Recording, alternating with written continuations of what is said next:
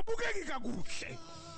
Ndiwabonile amanina asithi yabona ngoku ndoyisiwe kukuba linina. Ndiwabonile ababukeki kakuhle.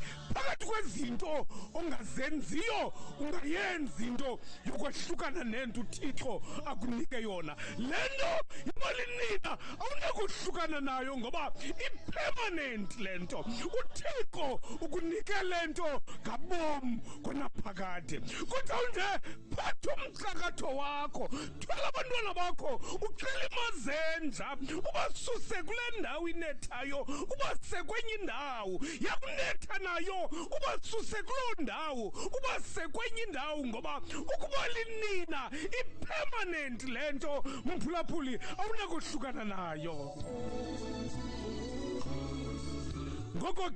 Ngoko ke sizokukhuthaza namhlanje, mphulaphuli welizwi FM.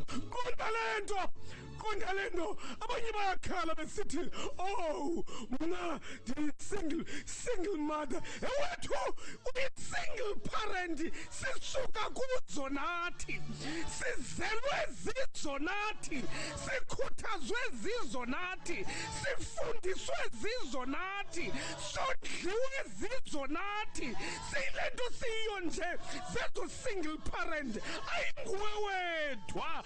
uThixo uyayichaza i-single parent. Khangela nankuya uHagari ihamba entlango eyilo-single parent, waxhaswa nguThixo. Ewethu ungayeki ukuba linina ngenxa yobunzima.